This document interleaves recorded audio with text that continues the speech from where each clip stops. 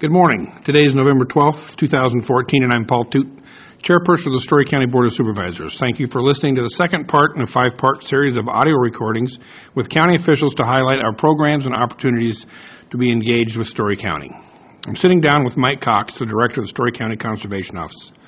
Story County Conservation manages over 3,500 acres of parks and natural resource areas for outdoor recreation and takes an active role in developing and managing wildlife habitat throughout the county, including assistance to private landowners. Story County Conservation also oversees the integrated roadside vegetation management program. Good morning, Mike. Good morning, Paul. Happy to be here with you. Mike, let's start with an overview of the Story County Conservation Board and the number of parks and facilities here in Story County. Well, you mentioned previously that we manage over 3,500 acres of parks and natural areas. So I would say that we define park pretty loosely. So we have in the neighborhood of about 30 plus parks that comprise that, and I guess the parks that are most familiar with people, of course, Hickory Grove Park over by Colo, McFarland Park, Peterson Park, and several others, and some we'll chat about a little bit later this morning on some of the bigger projects that we're working on. But our parks are pretty spread out throughout the county.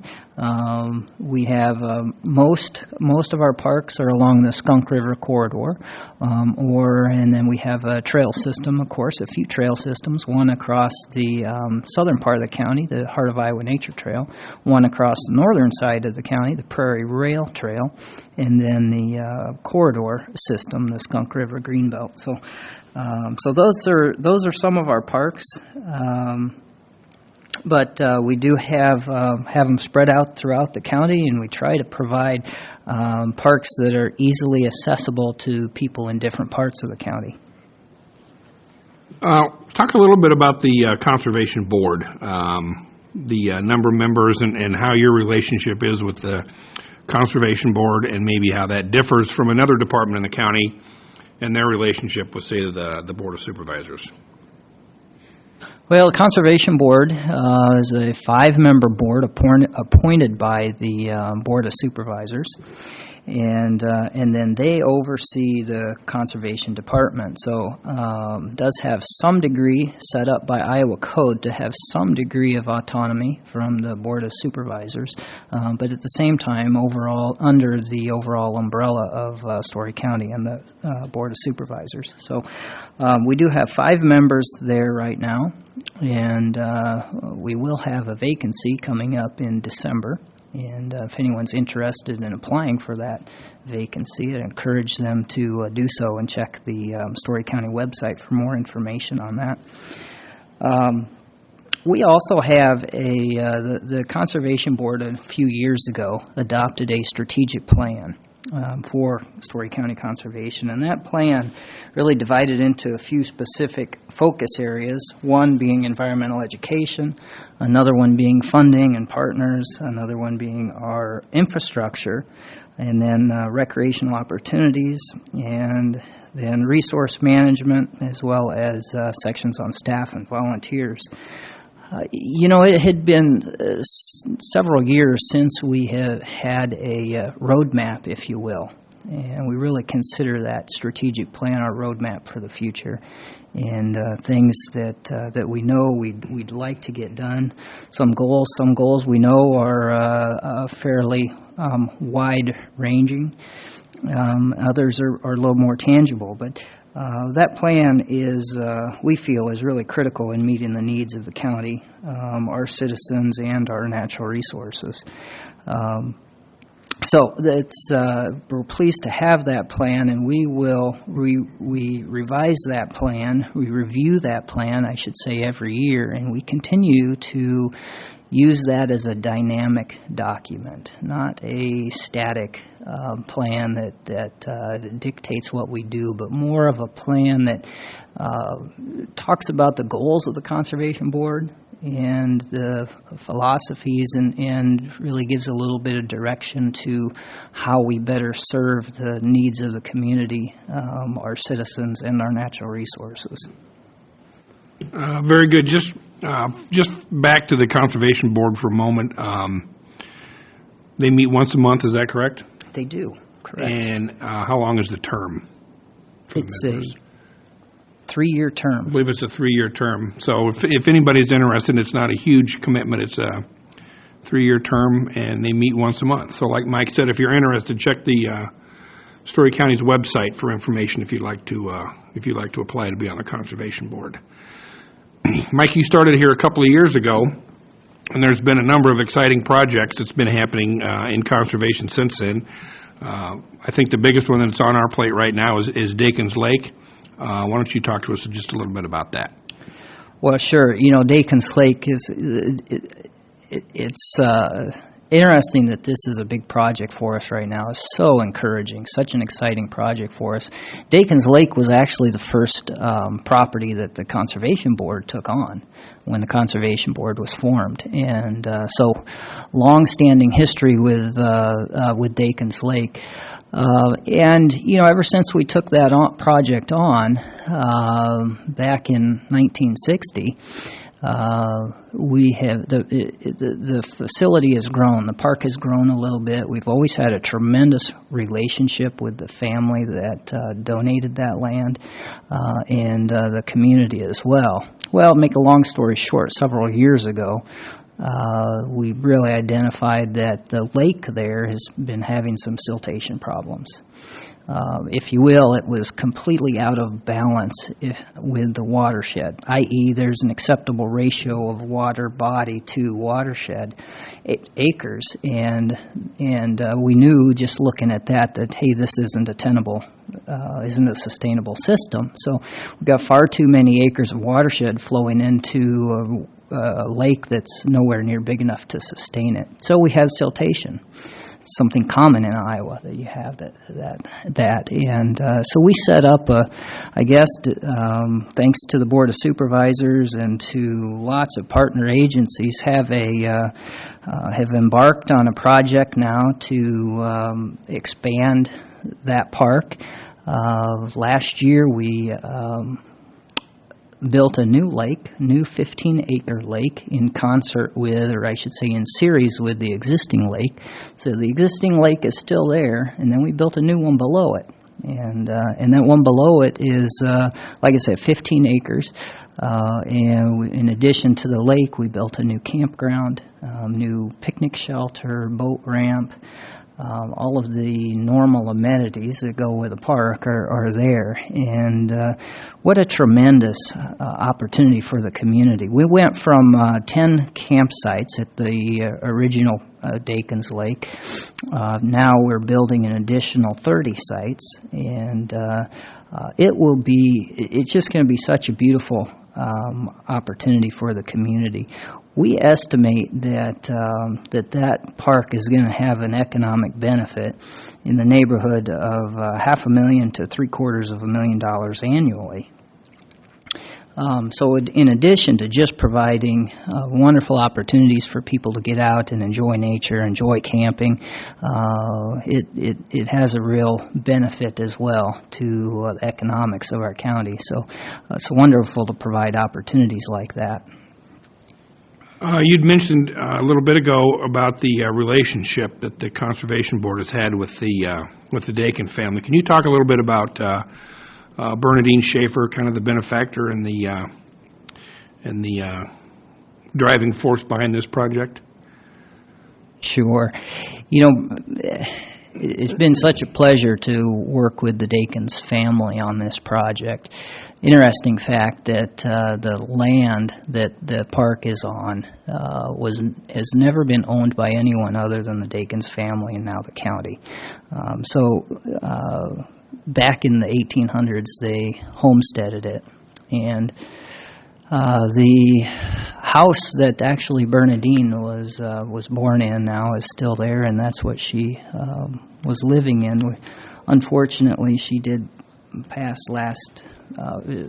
recently, but she had a vision. She had a clear vision for what she wanted to see there and how she wanted to see that land benefit the community. And she clearly wanted to share that special piece of property with others. And, I think that dates back to the 1920s when there was a pond built there, and the family encouraged the community members to come out and go ice skating in the winter, go fishing in the summer. They harvested ice off of the pond for the Fours earring. So at any rate, there's always been a huge degree of community support there from the family.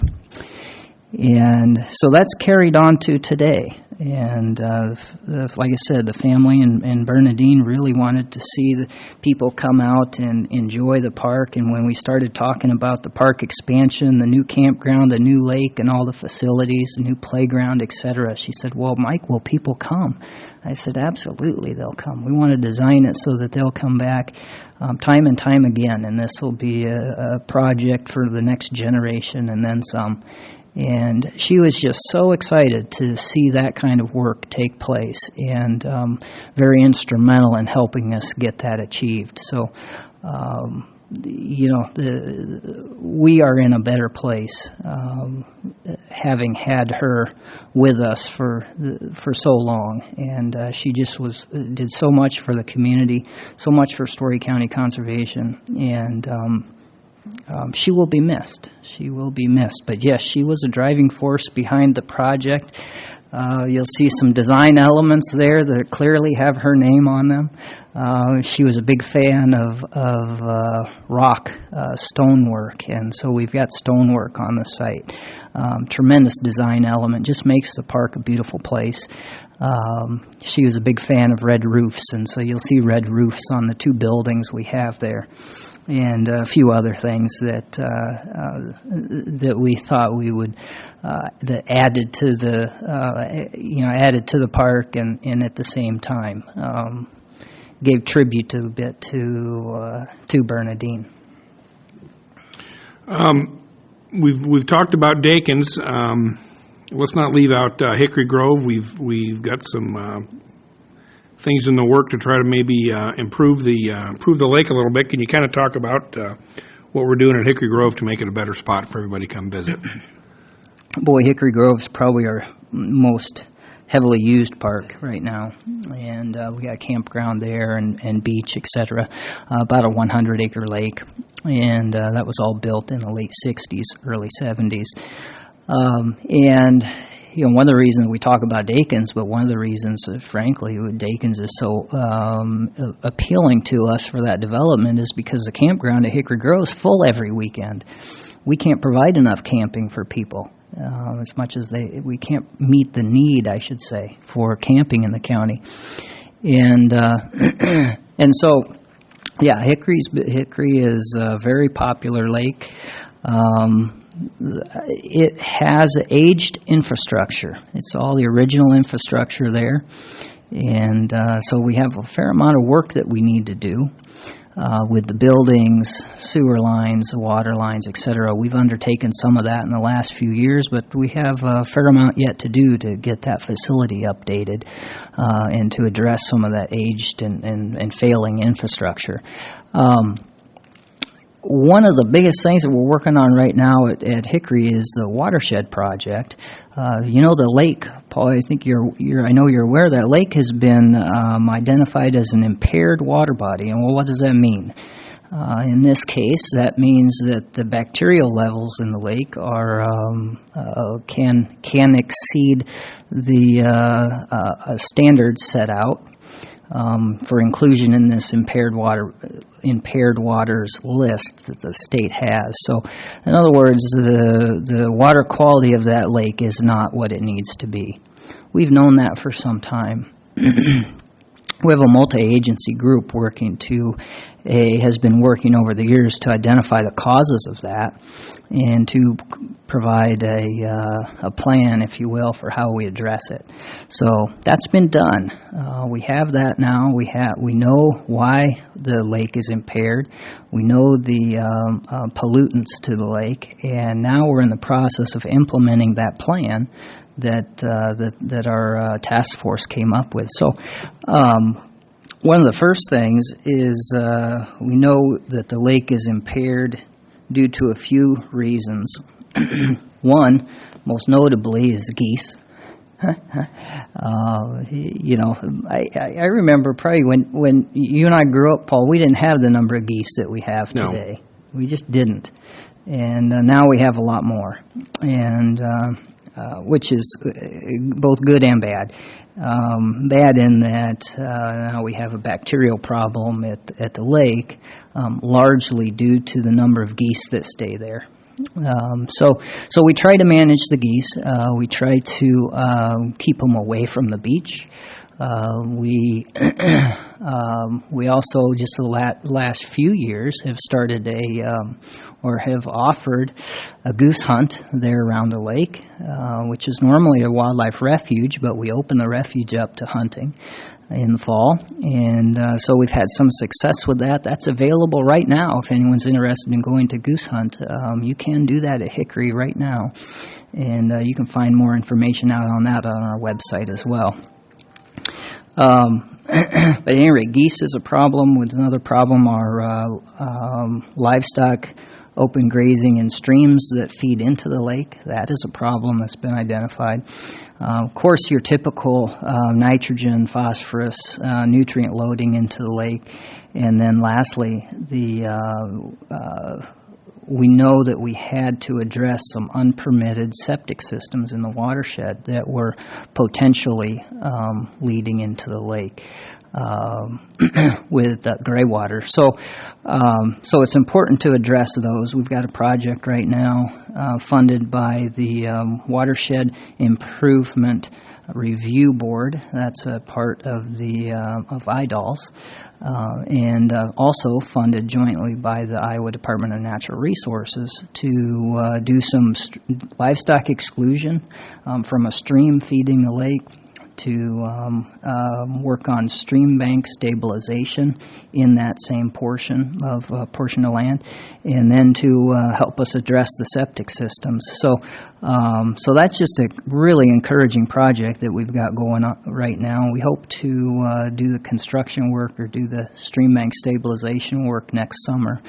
All that's in the design stage right now. So this is the first of I mentioned this kind of recipe for how we address the watershed. This is the first project for moving forward with that plan. So I expect that we'll be doing many more projects down the road with cleaning up the watershed there at Hickory. Very good. Mike, with the expansion of our park system, tell us a little bit about the planning efforts now underway to get people connected and getting people out of their cars at county parks. Yeah, good question. We always try to encourage people to get outside. What better way to improve your quality of life and to stay healthy and appreciate nature than to get out in it. And so what we're trying right now, I think everyone's familiar with the High Trestle Trail and the trail network in central Iowa. We are trying to get people out into the environment, outside onto the trails. And one of the things we're doing is coming up with a long-range plan for our trail development and recreational use in the county. So those of us that live in different portions of the county and say, boy, I'd like to get on my bike and go down to the High Trestle Trail. Well, in some parts of the county you can do that right now, but in many you can't. So we have a limited degree of connectivity in the county, and we want to provide those opportunities, identify opportunities where we want trail access, and then help to provide those for people. So again, we talk a lot about trails, but it's not just trails; it's recreation in general, recreation period. So maybe areas that you want to see identified for public hunting or the such, bird watching areas, refuge areas, etc. So we wanted to address all that in this plan. I think we're running close to being out of time, Mike. Some of the other things that you have going on at Conservation include your schools program, the integrated roadside vegetation management program, and you've also got a lot of volunteer opportunities. If people are interested in those things, what's the best way for them to get the information they're looking for? Sure. Probably the easiest way is on our website, or feel free, anyone can give us a call. The website address, storycountyiowa.gov. So anyone can go there and check out our programs, learn more about the opportunities that we offer, the areas that we have to hunt, the school programs that we have, etc. If you want to volunteer for us, by all means, that's great. It's hard to manage all of these areas without volunteers. We just couldn't do it without volunteers, and so we're very appreciative to all the support we have. If it's something you haven't done and you want to take a look at it, volunteering, then by all means, give us a call and let's see what we can do, because we're very grateful for the volunteer support we get. Great. Mike, thanks for taking the time to sit down today and discuss Story County conservation. If anybody has any more questions, they can always go to the county's website and get the information they need from there, or they can call either the switchboard here at Story County, 382-7200, or what's your number out at the Conservation Office, Mike? It is 232-2516, 232-2516. Very good. Thank you, and thanks everybody for listening. Thank you.